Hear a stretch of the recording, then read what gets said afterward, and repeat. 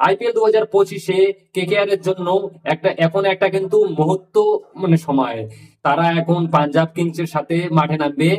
আর এই ম্যাচটা তাদের জন্য কিন্তু খুবই গুরুত্বপূর্ণ, কারণ প্লে অফের যাওয়ার আশা কিন্তু অনেকটাই কম হয়ে গেছে ভাই, মানে 50% থেকে কম, ঠিক আছে। তবেই যারা এই ম্যাচে যদি জিততে চায় কেকেআর, তো কিছু গুরুত্বপূর্ণ মানে পরিবর্তন করার দরকার তার প্লেইং ইলেভেন। চলুন দেখে নেই এবং কি কি পরিবর্তন করলে হয়তো কেকেআর এর জন্য ভালো হবে। তবে তুমি তার আগে যদি কেকেআর এর একদম ভক্ত হয়ে থাকো, কমেন্টে লেখো আমি কেকেআর, এখনো কেকেআর এর সাপোর্টার আছো। তো চলো শুরু করা যাক। তো প্রথমে ওপেনিং জুড়ে নিয়ে কিছু কথা বলা যাক। সেখানে কলকাতা নাইট রাইডার্সের ওপেনিং একেবারে ভেঙে পড়েছে। সল্টের সঙ্গে ওপেনিং করতো আগের বার, সে যা ধার ছিল আর যা এসেছিল সেটা কিন্তু একেবারেই নেই। আমার মতে কলকাতা নাইট রাইডার্সকে এখন একটাই উপায়, সেটা হচ্ছে আজিঙ্কা রাহানেকে দিয়ে ওপেনিং করানো।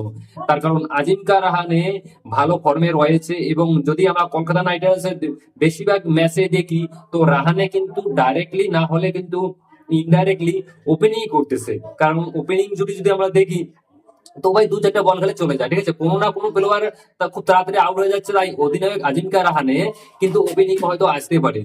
আর ভেঙ্কটেশ আইয়ারকে যদি নামাতেই হয়, আমার তো মনে হয় যে ভেঙ্কটেশ আইয়ারকে না খেলানোই উচিত।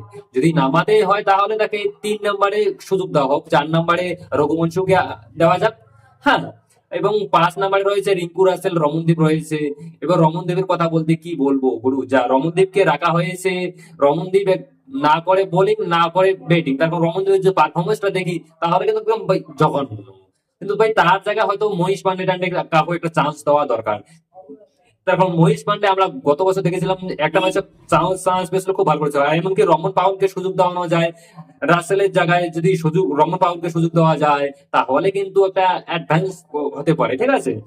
তো এই পরিবর্তনগুলি যদি কলকাতা নাইট রাইডার্স ফলো করে বা করে, ঠিক আছে, এই ধরনের কিছু পরিবর্তন যদি করতে হয়, তাহলে হয়তো কেকেআর এর দলটা পরিবর্তন হয়ে যাবে। কেকেআর এর ব্যাটিং লাইন যদি আমরা দেখি ভাই, তো কেকেআর এর ভাই 10 নম্বর অব্দি ব্যাটিং লাইন আছে, ইম্প্যাক্ট সব মিলিয়ে, ঠিক আছে। কিন্তু ওই হায়দ্রাবাদের মতো অবস্থা হয়েছে আমাদের। কেকেআর যেমন হায়দ্রাবাদের যেমন অবস্থা, ব্যাটিং লাইন দেখলে ভয় পায়, এবারও আমাদের। গত বছর দেখো 2024 সালে যখন আমরা চ্যাম্পিয়ন হয়েছিলাম, 2 থেকে 3টা ম্যাচ হেরেছি, বাকি ম্যাচ কিন্তু আমরা